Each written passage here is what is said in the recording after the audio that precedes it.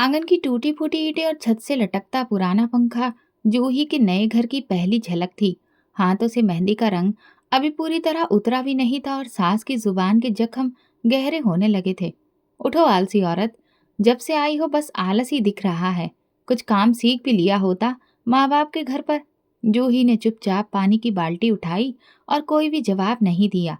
उसे इस तरह की बातें सुनने की आदत थी, लेकिन ये जो लहजा था वो बिल्कुल नया था।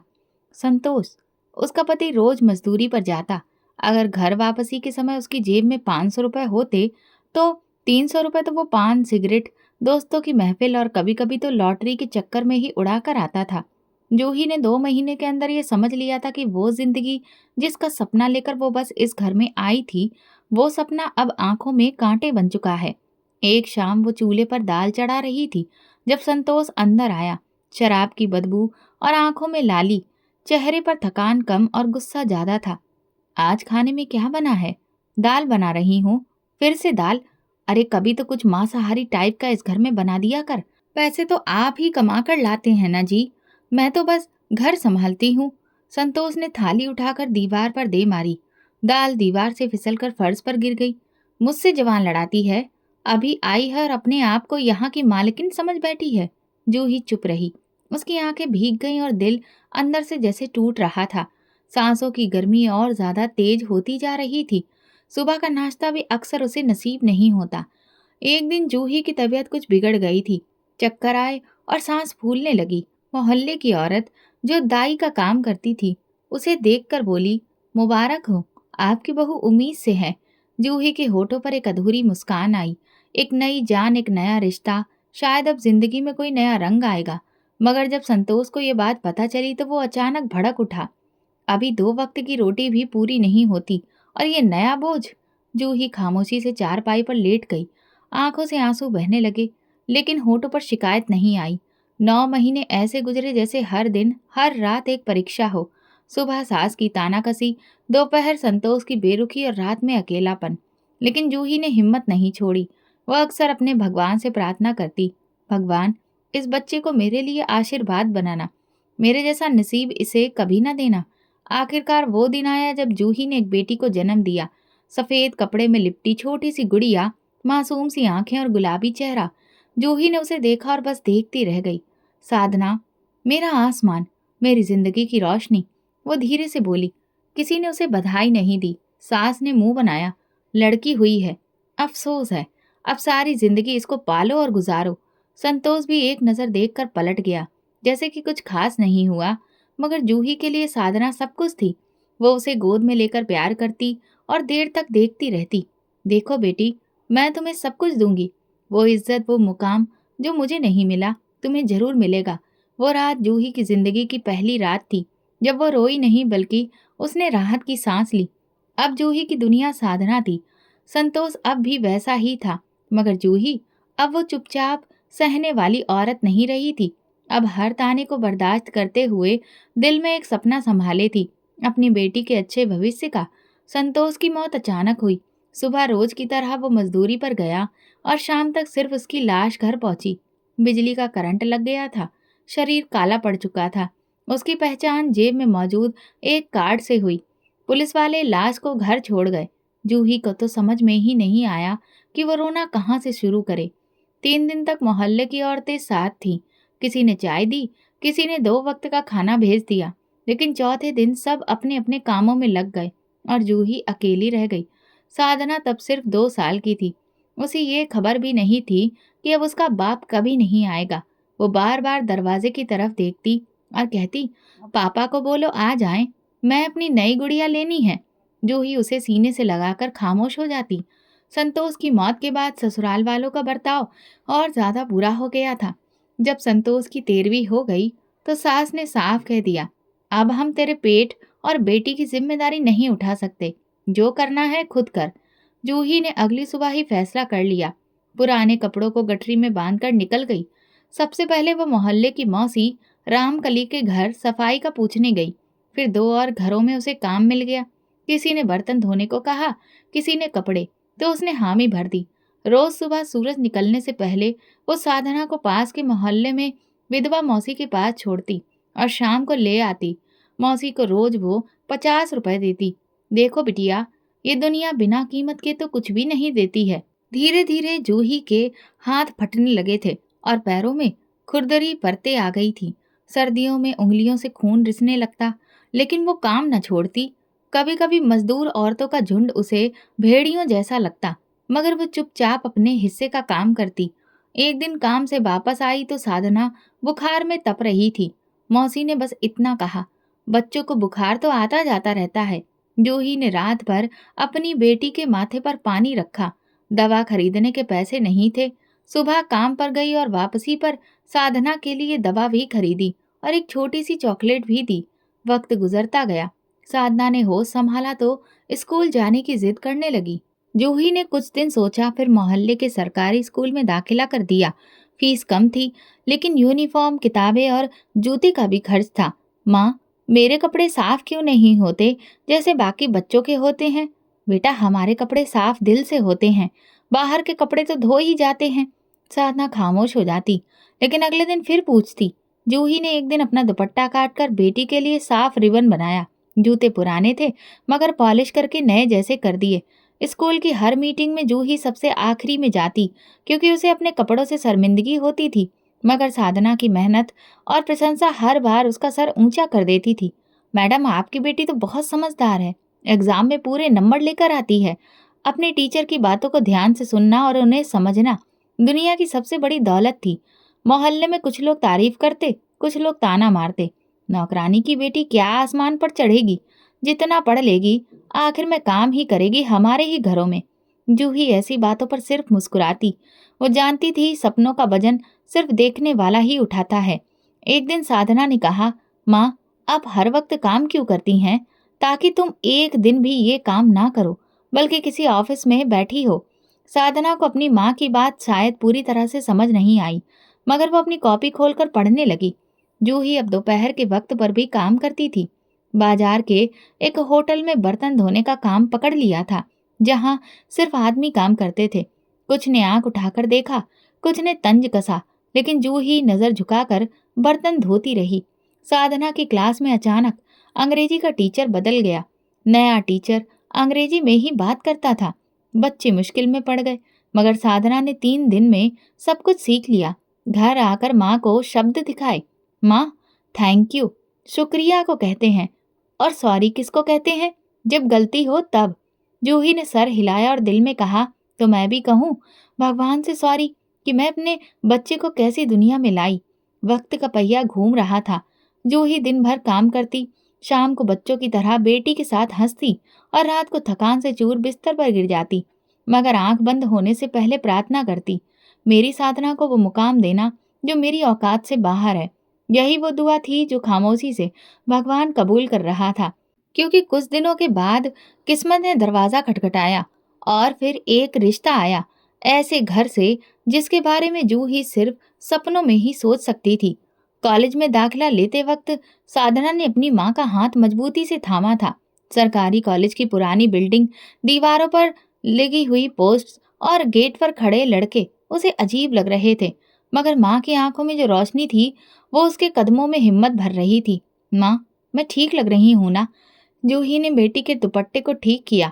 बिल्कुल सही, और सुनो, सीधी क्लास में जाना, इधर उधर मत देखना। साधना की शकल सूरत में सुंदरता थी, बात करने में नरमी और अंदाज में खुददारी। पहले ही दिन क्लास में प्रोफेसर ने जब उससे सवाल किया, वो जी जान से साफ और पूरा जवाब दिया। क्लास में कानाफूसी शुरू हुई। नई लड़की बड़ी तेज है और सुना है कि ये नौकरानी की बेटी है। साधना ने सुना मगर कुछ कहा नहीं। वो जानती थी जवाब सिर्फ रिजल्ट से देना है। उधर जूही कॉलेज की फीस और बेटी के खर्चे पूरे करने के लिए और ज्यादा मेहनत करने लगी। लोगों के पर्दे सिलने, किसी के कपड़े प्रेस करने और शाम को बेटी का इंतजार करना, यही सब किया। साधना वापस आकर रोज माँ को कॉलेज की बातें बताती। आज अंग्रेजी में एक आर्टिकल लिखा जिसमें मुझे सबसे अच्छे नंबर मिले। जूही चुपके से नोटबुक खोलती, साधना की लिखावट पर उंगली फेर कर देखती, जैसे वो अपनी मेहनत को छू रही हो। मोहल्ले में कुछ और लोग थे जो अभी भी ताना देते थे, इतना पढ़ लेगी, अपनी बेटी को अगर पढ़ाओगी तो पर फायदा क्या है? काम तो आखिर हमारे घरों में ही आकर करेगी। जूही सुन लेती लेकिन जवाब न देती। कॉलेज के दूसरे साल में एक दिन ऐसा वाकया हुआ जिसने जूही की दुनिया बदल दी। काम के दौरान एक औरत जिसका नाम सरला था, वो काफी अमीर घर से आई थी। उसने जूही को चाय दी और बातों बातों में पूछा, अब तुम्हारी बेटी क्या कर रही है? कॉलेज में है, और ये उसकी अब थर्ड ईयर होने वाली है। सरला के कान खड़े हो गए। अच्छा, तो कभी उसे लेकर आना, देखूं तो कैसी है। जूही हिचकते हुए एक दिन साधना को ले गई। साधना सलीके से तैयार हो गई थी, दुपट्टा सीधा, चाल में नजाकत, बातचीत में अदब। सरला ने चुपके से उसे सर से लेकर पांव तक देखा।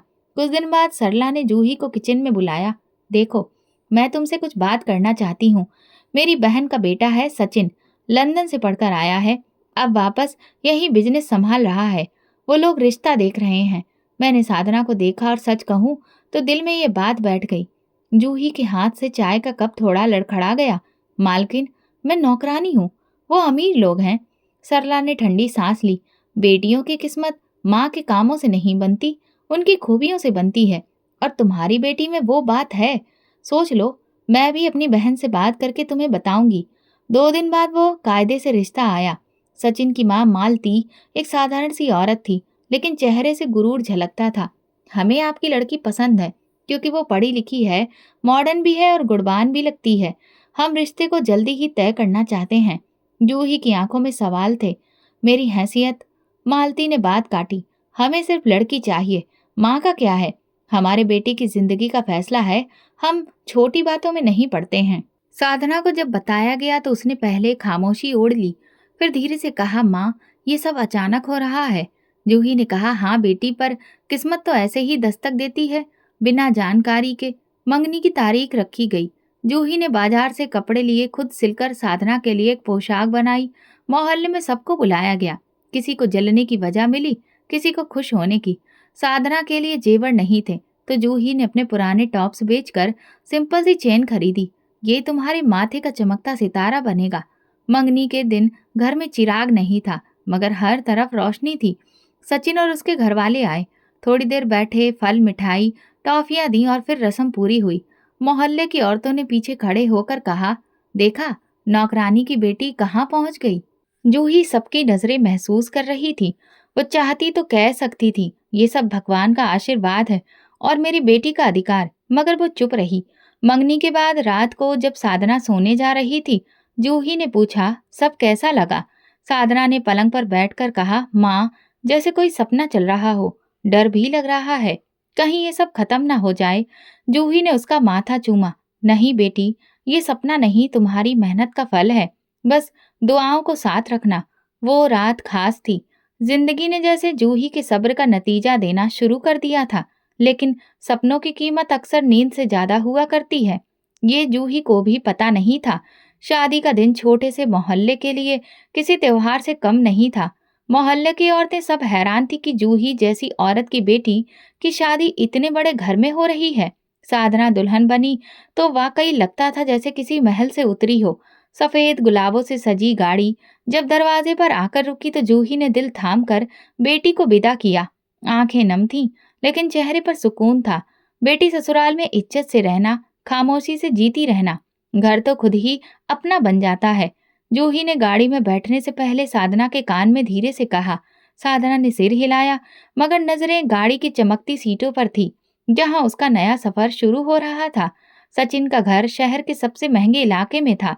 दरवाजे पर 2 गाड़ियां पहले से खड़ी थी और अंदर कदम रखते ही संगमरमर की ठंडक पांव को छू गई। नौकरानी ने आगे बढ़कर हाथ से बैग लिया और कहा, मेम साहब, आपका कमरा तैयार है। साधना ने पहली बार खुद को किसी और ही दुनिया का हिस्सा महसूस किया। शीशे की इमेज, पर्दे जिन पर सितारे झलक रहे थे। सचिन की माँ मालती ने मुस्कुराकर कहा, बेटी, ये तुम्हारा घर है, हमें उम्मीद है तुम सचिन का साथ अच्छी तरह निभाओगी। साधना ने सर झुका लिया। उसका दिल निश्चिंत था कि उसे यहाँ कोई कमी नहीं होने वाली। अगले कुछ दिन दावतों, मेहमानों और तस्वीरों में गुजर गए। महंगे कपड़े, जेवरात और हर वक्त ताजा फूलों की खुशबू ने उसके अंदर एक नई पहचान भर दी। दूसरी तरफ पुराने आंगन में बैठी खामोशी से बेटी की खाली चारपाई को जूही देखती रही। अगली सुबह उसने अपने हाथ से सिलाई की हुई चादर को तय किया और बाजार से 2 किलो मिठाई लाई। वो अपनी बेटी से मिलने जाना चाहती थी। पहले हफ्ते के दिन वो दिल में आशीर्वाद लेकर रिक्शे पर बैठकर सचिन के घर पहुंची। गेट पर खड़े गार्ड ने पूछा, क्या काम है? मैं अपनी बेटी से मिलने आई हूँ, साधना की माँ हूँ। गार्ड ने अंदर फोन किया, फिर इजाजत मिली। दरवाजा खुला, नौकरानी ने उसे ड्राइंग रूम में बिठाया। चमकते क्रिस्टल की मेज, बड़े सॉफ्ट सोफे और सामने रखी ट्रॉली पर सोने की चम्मच। जूही ने झिझक कर अपनी थैली से चादर और मिठाई निकाली। थोड़ी देर बाद साधना आई। जूही ने खुशी से उठकर उसे गले लगाया। माँ, आपको आने से पहले फोन करना चाहिए था। बेटी, पहली बार मिलने के लिए एक माँ बेटी से इजाजत ले। देख, तेरे लिए चादर सिली थी और ये मिठाई पिछले हफ्ते की बची थी ना। साधना ने चादर पकड़ी और खामोशी से सोफे पर रख दी। उसकी नजर दरवाजे की तरफ थी, जहां मालती खड़ी थी। माँ, ये सब ना लाया करो, यहाँ सब कुछ है। और प्लीज अगली बार थोड़ा ढंग से तैयार होकर आया करो। जूही के चेहरे पर लम्हा भर को कोई एक्सप्रेशन नहीं आया। फिर वो धीरे से बोली, ठीक है बेटी, जो तुम कहो। मालती ने चाय बनवाई, मगर जूही को पेश नहीं की। बस नौकरानी ने आकर कहा, बड़ी मैडम व्यस्त हैं, आपको साधना ने सबसे मिलने को कहा था। जूही ज्यादा देर न बैठी, वापसी पर रिक्शे में बैठी। उसकी आंखों में नमी आ गई। मोहल्ले में वापस आकर वो अपनी रोजाना की जिंदगी में फिर से घुल मिल गई। लोगों ने पूछा, कैसा लगा बेटी का ससुराल? जूही ने तुरंत जवाब दिया, बहुत खूबसूरत है। अगले दिन काम पर जाते वक्त सरला ने कहा, आपकी बेटी की तो किस्मत खुल गई, अब आपको काम की क्या जरूरत? जूही ने हल्की सी मुस्कुराहट के साथ कहा, काम तो जरूरत है मैडम, क्योंकि अब तो आदत बन चुकी है। शाम को जूही ने पुरानी सिलाई मशीन पर बैठकर मोहल्ले के बच्चों के कपड़े सिलने शुरू किए। घंटों बाद जब वो काम खत्म कर चुकी थी, तो एक बार फिर चादर के कोने को थपक कर रखने लगी, जैसे कि वो किसी और के लिए नहीं थी। ये नहीं, जिंदगी का दरवाजा था जो खुला जरूर था, मगर एक ऐसी हवा के साथ जिसमें अपनेपन की खुशबू कम, अजनबीपन की महक ज्यादा थी। जूही चुप रही, मगर दिल में एक सवाल जरूर था, क्या बेटियां ऊंचाई पर जाकर मुड़कर नीचे नहीं देखती? जूही ने अगले 2 हफ्ते साधना को ना बुलाया और ना ही गई। आंगन में अकेली बैठी, कभी दरवाजे की तरफ देखती, कभी चाय का कप थामे सोचती, अब वो खुद आ जाए तो कैसा हो। मगर दिन गुजरते गए और फोन की घंटी तक ना बजी। आखिरकार एक दिन दिल ने हार मानी। जूही ने एक पुरानी साड़ी निकाली, उसके किनारों को प्रेस किया और बस में बैठकर साधना के घर का रुख किया। गेट पर वही गार्ड खड़ा था। अब वो उसे पहचान गया था। सब ऊपर हैं, अंदर जाकर बताता हूँ। नौकरानी ने दरवाजा खोला और उसे ड्राइंग रूम में बिठाया गया। थोड़ी देर के बाद साधना आई। जूही खड़ी हो गई। कैसी है मेरी बच्ची? ठीक हूँ माँ। आप अचानक यहाँ कैसे आ गई? बस मेरा दिल चाहा, बहुत दिन हो गए थे, सोचा तुम्हें देख लूं। आप चाय पिएंगी? हाँ, तुम्हारे हाथ की चाय तो पिए जमाना हो गया। मगर चाय नौकरानी लेकर आई। जूही ने कप थामा, मगर साधना ने उसे ड्राइंग रूम से किचन की तरफ ले जाकर बिठा दिया। यहाँ आराम से बैठो, मैं ड्राइंग रूम में मेहमान आए हुए हैं। जूही ने कुछ नहीं कहा, बस खामोशी से चाय पीने लगी। साधना के चेहरे पर अजनबीपन था, बातों में जल्दबाजी। चाय खत्म हुई तो साधना ने कहा, आपके लिए रिक्शा बुला दूं? नहीं बेटा, मैं खुद चली जाऊंगी। जूही ने दरवाजे की तरफ कदम बढ़ाए और पीछे मुड़कर भी नहीं देखा। अगले दिन वो काम पर थी, जब एक पड़ोसन ने कहा, साधना बड़ी खुशनसीब निकली, मगर तुम क्यों ऐसे कपड़ों में उसके घर जाती हो? कुछ अच्छा पहन लिया करो। जूही ने हल्की सी मुस्कान से जवाब दिया, मेरे पास जो है वही पहन सकती हूँ। कुछ दिनों बाद साधना का फोन आया, माँ, अगली बार आप आए तो मतलब थोड़ा सा साफ सुथरे कपड़े पहन कर आया करें। यहाँ आसपास के लोग होते हैं और आपको देखकर अब बस, आगे आप खुद ही समझदार हैं।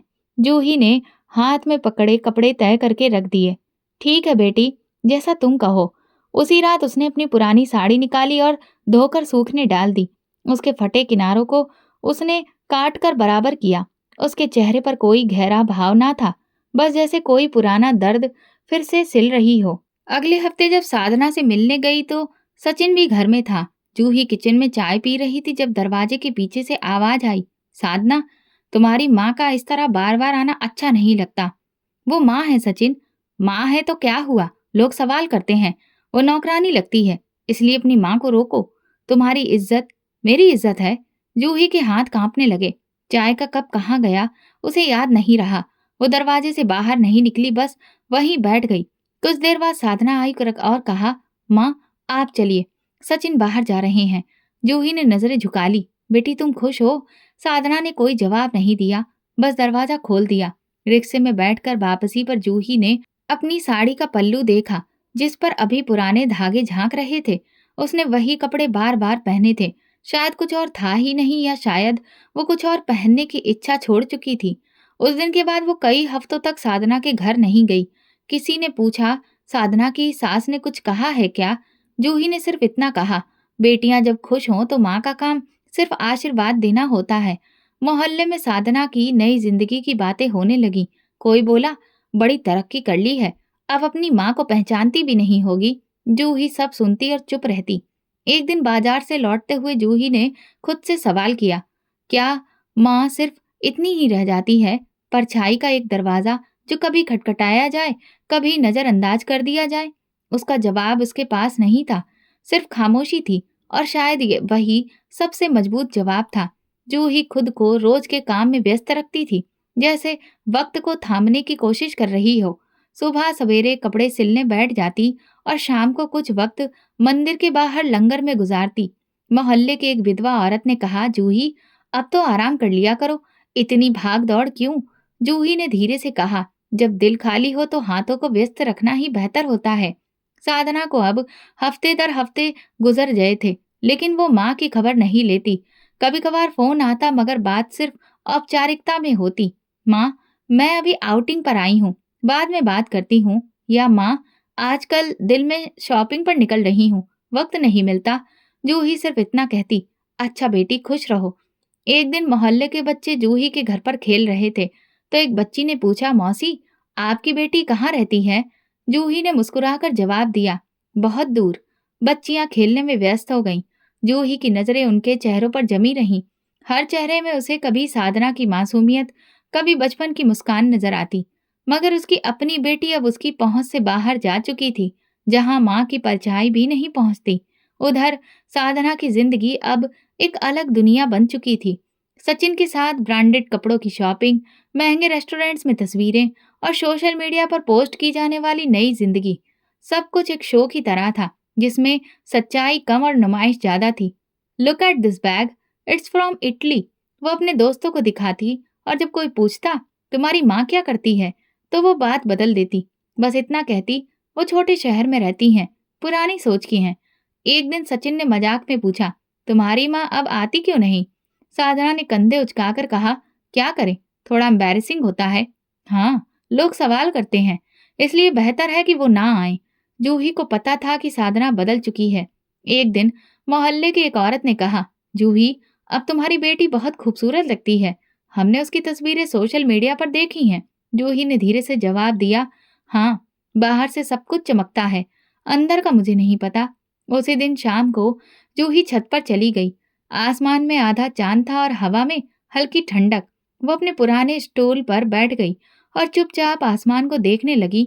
फिर धीरे से आंखें बंद की और बोली, भगवान, मेरी परवरिश में कमी थी तो सजा मुझे देते, पर मेरी बेटी को गुरूर न देते। वो बहुत ऊंचा जा रही है, कहीं गिर न जाए। उसकी आंखों से आंसू निकले, मगर आवाज में नाराजगी नहीं थी। ये दिल से निकली प्रार्थना थी, किसी शिकायत के बिना, महज एक माँ की खामोशी। कुछ दिन बाद मंदिर के पुजारी जी ने जूही से पूछा, बेटी की कुछ खबर आती है? उसने मुस्कुराकर कहा, खबर आती है, खैरियत की कम, दूरियों की ज्यादा। मोहल्ले के बच्चों के स्कूल का फंक्शन था। सब बच्चे अपने माँ बाप के साथ आए। कोई माँ का हाथ पकड़े, कोई उन्हें गोद में उठाए। जूही अकेली दरवाजे पर खड़ी देखती रही। वो जानती थी, अगर साधना को वक्त होता तो बच्चों के साथ गुलाबी कपड़े पहनकर स्टेज पर चढ़ती, मगर वो वक्त पीछे रह गया था। वो अब किसी और दुनिया की लड़की बन चुकी थी, एक ऐसी दुनिया जहां जूही की सादा सी जिंदगी और खामोशी फिट नहीं बैठती थी। और जूही चुपचाप अपनी दुनिया में लौट चुकी थी, जहां दुआओं में आवाज नहीं होती, मगर असर जरूर होता है। वो दिसंबर की एक सर्द सुबह थी, जब जूही को बुखार ने घेरा। पहले उसे लगा कि ये थकान है, इस वजह से शरीर हल्का गर्म है, एक दिन में ठीक हो जाएगा। लेकिन सांसें भारी होने लगी, खांसी के साथ सीना जलने लगा। वो सारे काम छोड़कर बिस्तर पर बैठ गई। मोहल्ले की एक औरत जो उसके पास आती थी, उसने देखा कि जूही बहुत थकी लग रही थी। बुखार 40 के करीब जा चुका था और शरीर पसीने में भीग चुका था। शाम को कुछ पड़ोसी उसके घर आए। किसी ने उसके माथे पर हाथ रखा तो किसी ने दवाई दी। फिर एक ने कहा, इसे तो अस्पताल ले जाना होगा। अगर ये यहीं पड़ी रही तो सांसें बंद हो जाएंगी। रिक्शे का इंतजाम किया गया। दो औरतों ने जूही को चादर में लपेटकर सहारा दिया। अस्पताल पहुंचकर इमरजेंसी में उसे एडमिट कराया गया। डॉक्टर ने चेकअप के बाद कहा, फेफड़ों में इन्फेक्शन है, तुरंत इलाज शुरू करना होगा। मगर दवा के लिए बिल की जरूरत थी। जूही के पास तो कुछ भी नहीं था। उसकी छोटी सी थैली में सिर्फ एक 50 का नोट और जूस था। नर्स ने पूछा, इसके साथ कौन है? पड़ोसन ने कहा, इसका कोई नहीं है, बेटी है मगर दूर रहती है, लेकिन उसे फोन कर देते हैं। मोहल्ले की ही सरला ने जूही के पुराने बटन वाले फोन से साधना का नंबर निकाला और फोन मिलाया। फोन साधना ने उठाया। बेटी, तुम्हारी माँ बीमार है, वो अस्पताल में है, उसे बहुत तेज बुखार है, थोड़ा कुछ खर्चा होगा, तुम लोग आ सकते हो? साधना एक लम्हे को खामोश हुई, फिर बोली, माँ ठीक हो जाएगी, हम थोड़ा व्यस्त हैं आजकल, दुआ करिए कि सब ठीक हो। और उसने फोन काट दिया। सरला ने फोन नीचे रखा और बाकी औरतों को देखा। सबकी नजरें झुकी हुई थीं। एक ने कहा, अब क्या करें? सरला ने अपने पर्स से 500 रुपए निकाले। फिलहाल इलाज शुरू करवाते हैं, आगे भगवान जाने। अस्पताल के कमरे में जूही बेहोशी की हालत में लेटी थी। उसकी सांसें तेज चल रही थी। कुछ देर बाद जब दवा लगी तो जूही ने धीरे से आंखें खोली। धुंधली रोशनी, सफेद छत और कमरे में अजीब सी खामोशी थी। गारंटी नहीं, कोई चेहरा पहचान में नहीं आया। फिर उसने अपने हाथों को देखा, वही हाथ जिन्होंने बेटी को उंगली पकड़कर चलना सिखाया था, अब कमजोरी से कांप रहे थे। हाथों पर अजीब से निशान थे। हे भगवान, ये वही हाथ है ना जिनसे मैंने अपने बच्चों को रोते वक्त गोद में लिया था? किसी ने जवाब नहीं दिया। नर्स अंदर आई, दवा की शीशी बदली और चली गई। रात हुई तो कमरे की बत्ती धीमी कर दी गई। बाहर से गुजरने वाले कदमों की आवाज आती रही, लेकिन जूही के पास कोई नहीं आया। पड़ोसियों ने अगले दिन दोबारा फोन करने के बारे में सोचा, मगर सरला ने मना कर दिया।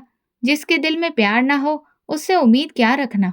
जूही की आंखों में बार बार वो लम्हे आते जब साधना स्कूल से आई और वो दरवाजे पर खड़ी उसका इंतजार करती। वो गुड़िया, वो स्कूल बैग, वो चॉकलेट जो वो काम से बचाकर लाती थी, अब याद आ रहा था। अब वो कहाँ है? जूही ने खुद से सवाल किया और आंखें छत पर जमा दी। एक नर्स जो हमदर्द सी लगती थी रात को आई। उसने प्यार से पूछा, माँ हो किसी की? जूही ने धीरे से सिर हिलाया और जवाब दिया, बेटी है, लेकिन व्यस्त है। नर्स ने चुपचाप कंबल ठीक किया और कहा, व्यस्तता अक्सर रिश्तों से बड़ी हो जाती है आजकल। सुबह अस्पताल के कर्मचारियों ने दवाएं बदली, रिपोर्ट बनाई और जूही की हालत कुछ अच्छी होने लगी। लेकिन उसका दिल वो भी बीमार था।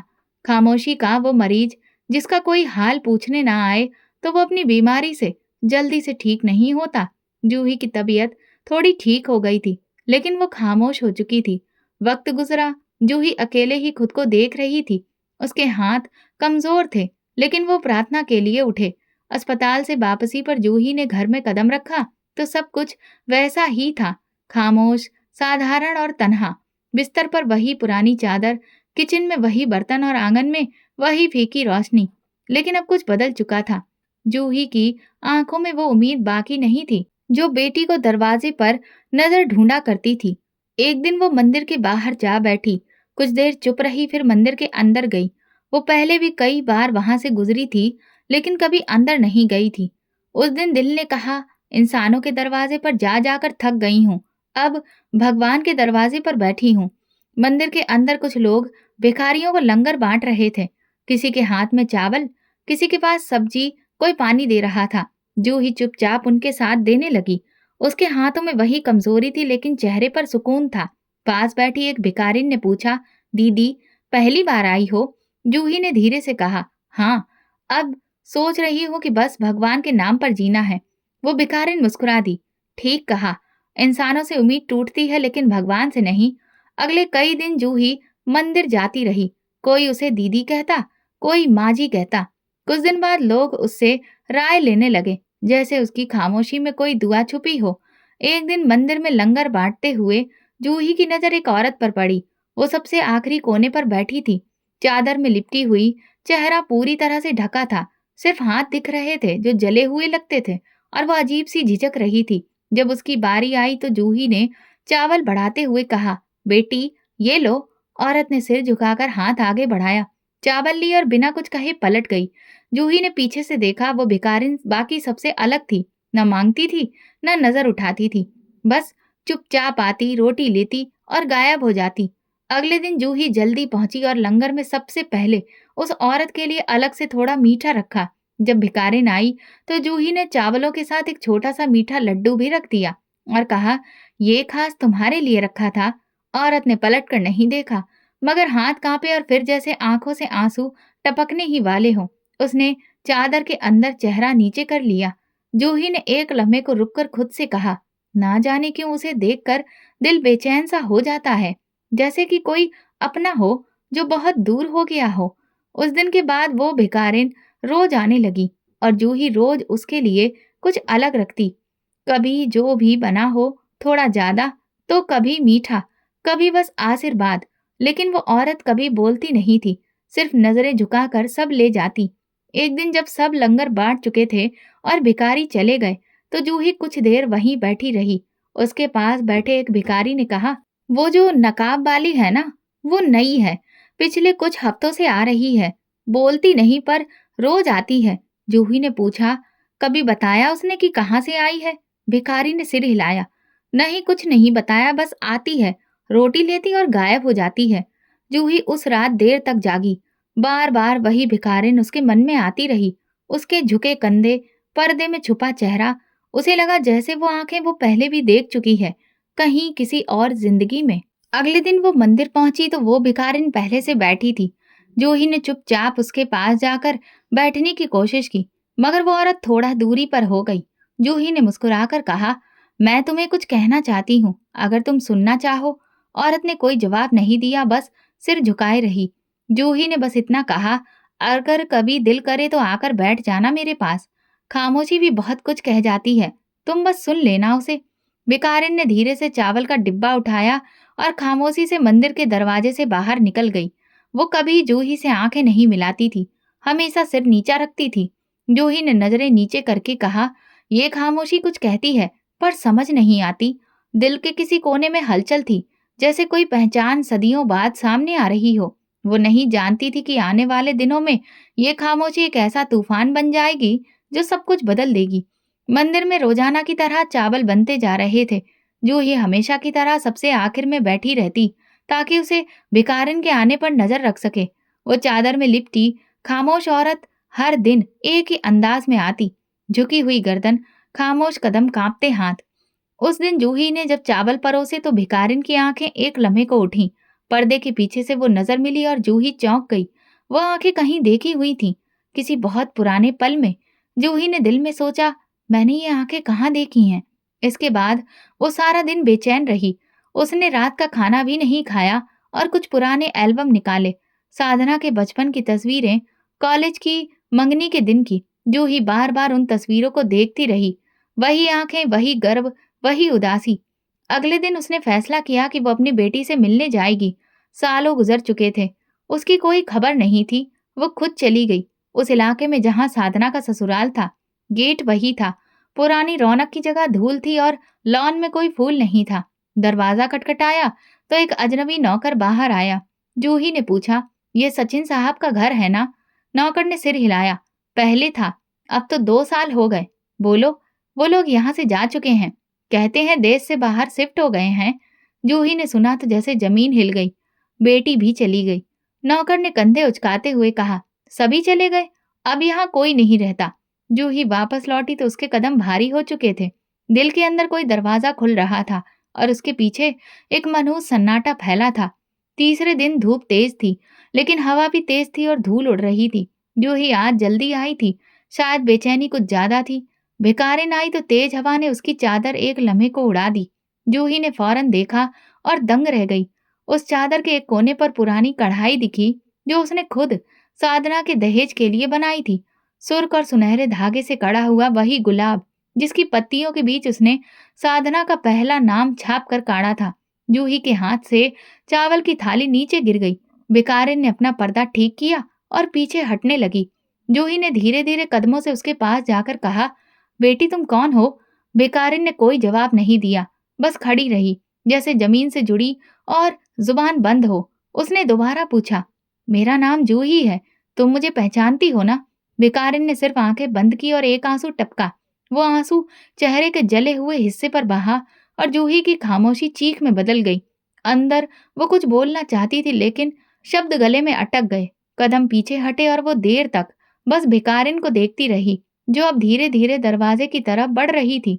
अगले दिन जूही दोबारा मंदिर गई, लेकिन भिखारिन नहीं आई। वो सारा दिन बैठी रही, चावल बनते रहे, नजर दौड़ती रही, लेकिन वो चादर, वो पर्दा, वो झुकी गर्दन कहीं नजर नहीं आए। रात को जूही छत पर बैठी, उसने आसमान को देखा और दिल में सोचा, भगवान, अगर वो मेरी साधना है तो मुझे हिम्मत देना सच्चाई सुनने की, और अगर नहीं है तो मुझे वो सुकून दे जो मैं बरसों से ढूंढ रही हूँ। दिल के अंदर कोई दरवाजा बंद नहीं था, सिर्फ खामोशी थी। एक ऐसी खामोशी जिसका चेहरा अब जाना पहचाना लगता था। और अगली सुबह वो फैसला कर चुकी थी, अब सवाल नहीं करेगी, सिर्फ उसके पास जाएगी, क्योंकि माँ की फितरत सवाल नहीं, बस पहचान होती है। और जूही पहचान चुकी थी। मंदिर में वही सन्नाटा था जो पिछले कुछ दिनों से जूही की आदत में आ गया था। लंगर खत्म होने के पास था। उसने आज कोई काम नहीं किया, सिर्फ भिखारिन के इंतजार में बैठी रही। उसने सोच रखा था, आज सवाल नहीं होगा, सिर्फ सच जाना जाएगा। और फिर वो आई, वही चादर, वही नकाब, वही खामोश कदम। जूही ने धीरे से आगे बढ़कर चावल का कटोरा उसके हाथ में दिया। दोनों के हाथ एक पल को छुए और वो लम्हा जैसे सदियों में बदल गया। जूही ने नजरें झुकाए भिखारिन से कहा, मेरी बेटी जैसी लगती हो तुम। क्या तुम साधना हो? भिखारिन के हाथ कांपने लगे। कटोरे से कुछ चावल नीचे गिर गए।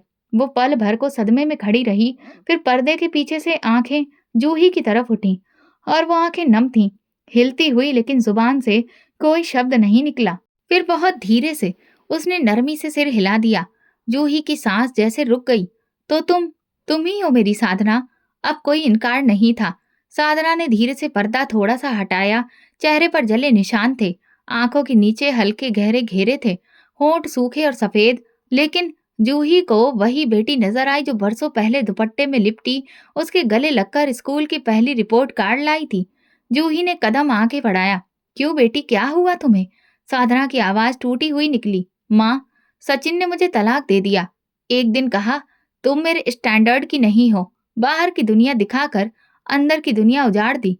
जूही खामोश खड़ी रही, आंखों में हैरत, दिल में जख्म। साधना ने जमीन पर बैठते हुए कहा, ससुराल वालों ने दरवाजा बंद कर दिया। मैं रो रो कर मिन्नतें करती रही, लेकिन उन्होंने कहा, अब तुम हमारे बेटे की इज्जत के काबिल नहीं। दोस्तों को फोन किया, सबने ब्लॉक कर दिया। कोई वापस देखने तक नहीं आया। जिनको मैं समझती थी कि मेरे साथ हैं, वे सब लोग तमाशा ही निकले। जूही खामोश सुनती रही। चेहरे पर सन्नाटा था, लेकिन आंखों में नमी आने लगी। साधना ने सिसकते हुए कहा, मैंने आपको नजरअंदाज किया, आपको शर्मिंदा किया। मुझे लगा मैं बहुत ऊंची जगह पर हूँ, लेकिन वक्त ने मुझे वहीं पर लाकर खड़ा किया जहां कभी आपको देखा था। जूही अभी कुछ नहीं बोली। साधना ने अपनी फटी हुई चादर को संभाला और कहा, माँ, आपने कहा था घमंड मत करना, मैंने किया। आपने कहा था माँ का आशीर्वाद ही असली दौलत है, मैंने उस आशीर्वाद को छोड़ दिया।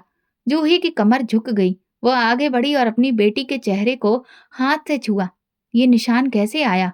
मैं काम ढूंढने की कोशिश कर रही थी, किचन में काम मिला, वहां पर सिलेंडर फट गया, कोई भी लेने नहीं आया, अस्पताल से भी निकाल दिया गया। जूही ने अपने माथे को उसके माथे से लगा दिया। दोनों की आंखों से आंसू बहने लगे। कुछ पल की खामोशी के बाद जूही की आवाज सुनाई दी, भगवान ने तुम्हें आज वही मुकाम दिखाया जहां तुमने मुझे खड़ा किया था साधना। साधना ने कांपते होठों से कहा, माँ, मुझे माफ कर दो, मैं बहुत थक गई हूँ। जूही ने उसे अपने सीने से लगा लिया। बेटी, जब बच्चा राह भटक जाए तो माँ दरवाजा बंद नहीं करती। मंदिर में बैठे दूसरे लोग चुपचाप ये नजारा देख रहे थे। किसी के हाथ में रोटी रुकी थी, किसी की आंखें भीगी हुई थीं। जूही ने चादर निकालकर अपनी बेटी के सिर पर डाली। अब चलो मेरे साथ। मेरा घर कोई महल नहीं, पर एक कमरा है जिसमें माँ का आशीर्वाद अभी भी तेरे नाम पर ही है। साधना ने सिर हिला दिया और चुपचाप माँ के पीछे चल दी। बरसों बाद जूही के कदमों में सुकून था, वो सुकून जो सच्चाई के साथ खड़े होने से आता है और उस दिन मंदिर में सिर्फ लंगर नहीं बटा, एक माँ ने अपनी बेटी को माफ किया, एक बेटी ने खुद को पहचाना। जूही के घर की दहलीज पर एक बार फिर दो कदम आए थे, पर इस बार न किसी शादी के ढोलते, न मेहमानों की भीड़, न महंगी गाड़ी। जूही ने दरवाजा खोला तो साधना चुपचाप खड़ी थी। पर्दा चेहरे से हटा नहीं था, लेकिन आंखें सब कह रही थीं। जूही ने कदम पीछे नहीं हटाए, वो सामने आई, बेटी का चेहरा दोनों हाथों में लिया, फिर उसे अपने सीने से लगा लिया। दोनों फूट फूट कर रो पड़ी। वे रो नहीं रही थी, बरसों का बोझ उतार रही थी। जूही की आगोश अभी भी वही थी, गरम, मजबूत और बिना शर्त की। साधना जमीन पर बैठ गई, जूही के कदमों को हाथों में लिया और आंखें बंद करके माथे से लगाया। माँ, मुझे माफ कर दो, मैं कुछ भी नहीं रही। जूही ने कहा, बेटी, जब माँ की गोद खुलती है तो गुनाह भी पिघल जाते हैं। मोहल्ले की गलियों में हलचल मच गई। दो औरतों ने देखा कि जूही की बेटी वापस आई है, और वो भी पुराने कपड़ों में, नकाब में, जैसे कोई अजनबी हो। ये वही साधना है ना, अमीर घर में ब्याही गई थी? हाँ, लगता है तलाक हो गया। शकल तो देखो, पहचान में भी नहीं आती। किसी ने ताना दिया, किसी ने अफसोस से सिर हिलाया, मगर जूही ने किसी भी बात का जवाब नहीं दिया। उसके लिए सिर्फ एक बात जरूरी थी, उसकी बेटी लौट आई है। साधना ने घर का पुराना कमरा देखा, दीवारें वही थी, पर्दे वही, और कोने में रखी वही चीजें। फर्क बस इतना था कि वो पहली बार उन चीजों को ध्यान से देख रही थी। उसने माँ का हाथ पकड़कर पूछा, यही चादर थी ना जो आपने मेरे लिए सिलवाई थी? जूही ने सिर हिलाया। तब समझ नहीं आया था माँ, आपकी हर चीज कितनी कीमती है। रात को जूही ने साधना के लिए खुद बिस्तर बिछाया, चाय बनाई और कहा, बेटी खाना खा लो, कमजोर लग रही हो। साधना ने सिर्फ पानी पिया और कहा, माँ, मैं अब कुछ दिन सिर्फ सुकून चाहती हूँ। खामोशी का वक्त, रात गए जब सारा मोहल्ला सो चुका था। साधना भगवान से प्रार्थना करने लगी, आंखों से आंसू बहने लगे। उसने भगवान से कहा, मैंने जिस माँ को शर्मिंदा कर चुकी, आज मैं उसके ही कदमों में वापस हूँ। अब कोई गुरूर नहीं, अब सिर्फ सेवा है। जिस माँ ने मुझे बनाया, अब मैं उसके कदमों में जीना चाहती हूँ। उसकी आवाज नम थी, लेकिन दुआ आसमान तक पहुंच रही थी। सुबह जूही ने साधना को आंगन में बैठे पूजा करते देखा। वो मुस्कुरा दी। बरसों बाद उसे घर में ये नजारा लौटा था। मोहल्ले की औरतें आईं, कुछ ने हमदर्दी की, कुछ ने खाना दिया, कुछ ने ताने मारे। भगवान बचाए बेटी को, इज्जत दी थी उसने। पलटकर माँ को तकलीफ दी। हाँ, मगर माँ तो माँ होती है, माफ कर ही देती है। जूही ने सब सुनकर भी कुछ नहीं कहा, बस अपनी बेटी के सिर पर हाथ रखा और कहा, जो लोग गिरते हैं वही सीखते हैं, और सिखाने वाला दोबारा नहीं गिरता। दोपहर में साधना ने जूही के हाथ से सिलाई मशीन ली और कहा, मुझे सिखाइए, आप कैसे इतने साल से कपड़े सिलती रहीं? जूही ने हैरानी से पूछा, तुम सीखोगी? हाँ माँ, अब जिंदगी का हर धागा जोड़ना है, तोड़ना नहीं है। अगले कुछ दिनों में साधना ने खुद को हर काम में व्यस्त कर लिया, सफाई, सिलाई और मोहल्ले के बच्चों को पढ़ाना। उसकी आंखों में अब घमंड नहीं था। मोहल्ले के एक औरत ने जब ये देखा तो कहा, जूही, यही तो असली परवरिश है। माँ ने जो बोया वही लौट आया। जूही ने चुपके से कहा, परवरिश थी पर गुरूर की धूप में सूख गई थी। भगवान ने बारिश दी है, दिल नरम हो गए हैं। रात को साधना ने जूही के पास आकर कहा, माँ, क्या मैं फिर से आपकी बेटी कहला सकती हूँ? जूही ने उसका चेहरा छूकर कहा, तुम तो मेरी बेटी हमेशा से थी, बस तुमने खुद को मुझसे दूर कर दिया था। वो लम्हा एक बंद दरवाजे के खुलने के जैसा था, जहां सिर्फ खामोशी बोलती थी। अब वहां माफी और ममता की रोशनी फैलने लगी। ये रिश्ता बहुत बड़ा है, जिस वक्त तकलीफ या दुनिया का कोई दरवाजा खत्म नहीं कर सकता, क्योंकि रिश्ता सिर्फ खून का नहीं, कुर्बानी, माफी और दुआ का होता है। साधना ने अपना रास्ता चुन लिया, सेवा, सादगी और सच्चाई का रास्ता। गुजरे वक्त की गलतियों को धोने के लिए अब वो हर पल किसी न किसी भले काम में व्यस्त रहती। जूही के छोटे से घर में अब अक्सर बाहर से औरतें आती जाती, कोई बच्चे को साथ लाती तो कोई सिलाई सिखाने के लिए आती। माँ, मैं तो चाहती हूँ कि ये छोटा सा घर एक स्कूल बन जाए, एक छोटा सा चिराग बन जाए। जूही ने मुस्कुराकर कहा, जब नीयत सच्ची हो तो छोटे घर में भी बड़े काम हो जाते हैं। साधना ने गरीब औरतों के बच्चों के लिए घर के आंगन में एक पुराना तख्त रखवा दिया, जहाँ वो रोज शाम को पढ़ाती। एक दिन एक बच्ची ने पूछा, आपने पढ़ाई कहाँ से की दीदी? साधना ने कुछ देर सोचकर कहा, एक माँ के आंचल तले, जिसने सब कुछ दिया और बदले में कुछ ना मांगा। जूही रोज उसके साथ बैठती, कभी बच्चों को संभालती, कभी धागा चलाती, कभी चाय बनाती। अब घर की दीवारें वही थी मगर अंदर का माहौल प्यार और दुआओं से भरा था। एक दिन साधना ने जूही से कहा, माँ, अब मैं दोबारा मंदिर जाना चाहती हूँ। इस बार शर्मिंदा होकर नहीं बल्कि सिर उठाकर। जूही ने जवाब दिया, पहले भी सिर झुकाने का मकसद गुरूर नहीं था। वही झुका हुआ सिर अब इज्जत का निशान बनेगा। दोनों माँ बेटी मंदिर पहुंची, वही जगह जहां कभी साधना चादर में लिपटी चुपचाप आई थी। अब वो सबसे पहली कतार में बैठी थी और फिर लंगर बांटना शुरू किया। वो एक हाथ में चावल रखते वक्त हर चेहरे को ध्यान से देखती और खामोशी से दिल में प्रार्थना करती, भगवान, इनके चेहरे पर कभी गुरूर ना आने देना। कुछ पुराने भिखारियों ने पहचान लिया मगर किसी ने कुछ ना कहा, बस हाथ जोड़कर दुआ दी। दीदी, आज आपके चेहरे पर चमक है, वो चमक जो भगवान के आगे झुकने से आती है।